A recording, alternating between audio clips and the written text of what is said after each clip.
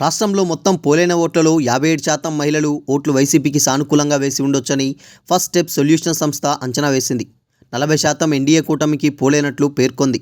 అదే పురుషుల ఓట్లకు సంబంధించి ఎన్డీఏకి 51% వేస్తే వైసీపీకి 42% అనుకూలంగా వేసి ఉండొచ్చని వెల్లడించింది. అందుకే వైసీపీకి 114 నుంచి 124 అసెంబ్లీ స్థానాలు రావచ్చని, ఎంపీ స్థానాలు 17 నుంచి 20 దాకా గెలుచుకునే అవకాశం ఉన్నట్లు వివరించింది. ఆరా మస్తాన్తో పాటు మరికొన్ని సంస్థలు ఇదే కోణంలో అంచనాలను వెల్లడించాయి. పెరిగిన మహిళల ఓటింగ్ శాతం వైసీపీకి సానుకూలంగా ఉన్నట్లు పేర్కొన్నాయి. వైసీపీ ప్రభుత్వం 5 ఏళ్ల పాటు అమలు చేసిన సంక్షేమ పథకాల్లో 90% లబ్ధిదారులు మహిళలే అయినందున సదరు సర్వే సంస్థలు ఈ అంచనాకు వచ్చి ఉండొచ్చని పార్టీ నేతలు భావిస్తున్నారు. వైసీపీ మీద సానుకూల దృక్పథంతో మహిళల ఓటింగ్ శాతం పెరిగిందని అనుకూలంగా అంచనాలు ఇచ్చిన సంస్థలు చెబుతున్నాయి. పాజిటివ్ కన్నా నెగిటివే పోలింగ్ శాతం పెరగడానికి దోహదపడినట్లు ఎక్కువ జాతీయ సర్వే సంస్థలు ఎన్డీఏ కూటమికి అనుకూలంగా అంచనాలను వెల్లడించాయి. నిత్యావసర ధరల పెంపు, పెరిగిన పెట్రోల్, డీజిల్, వంట గ్యాస్ ధరలతో పాటు కరెంటు ఛార్జీలు పేద మధ్యతరగతి జీవితాలను మరింత ఛిద్రం చేశాయి. పెరిగిన మద్యం ధరలు కూలీల కుటుంబాల్లో చిచ్చుపెడుతున్నాయి. వీటన్నింటినీ మౌనంగా భరించి పోలింగ్లో మహిళలు తడాకా చూపించినట్టు కూటమి నేతలు భావిస్తున్నారు. అందువల్లే మహిళల ఓటింగ్ శాతం పెరిగిందని అంచనా వేస్తున్నారు. ఈ కోణంలో సర్వే చేయడం ద్వారా జాతీయ సర్వే సంస్థలు ఎన్డీఏకు అనుకూలంగా అంచనాలు వెల్లడించినట్లు తెలుస్తుంది. పైగా సంక్షేమ పథకాలతో విడుదల చేసిన మేనిఫెస్టో కూడా మహిళల ఓటింగ్ పెరగడానికి దోహదపడినట్లు కూటమి నేతలు అంచనా వేస్తున్నారు.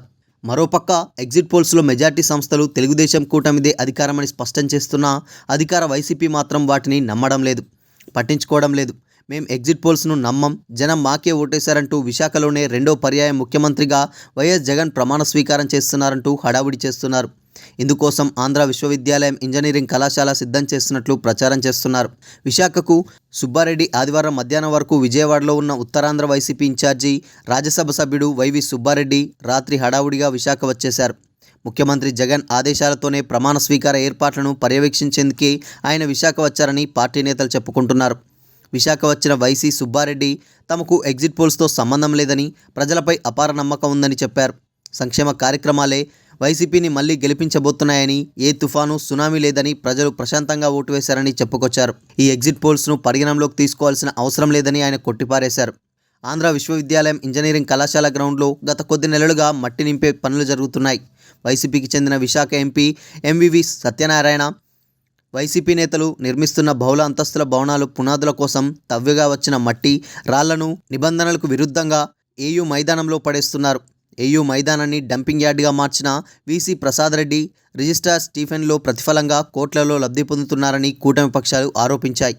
అయినా ఆపకుండా కొనసాగిస్తున్న డంపింగ్ పనులను ఇప్పుడు వైసీపీ ప్రమాణ స్వీకారానికి జరుగుతున్న ఏర్పాట్లుగా ప్రచారం చేస్తున్నారు. రిజిస్ట్రార్ స్టీఫెన్ ఒక అడుగు ముందుకేసి ముఖ్యమంత్రి జగన్ ఏయూ గ్రౌండ్లోనే ప్రమాణం చేయనున్నారని చెబుతుండడం గమనార్హం.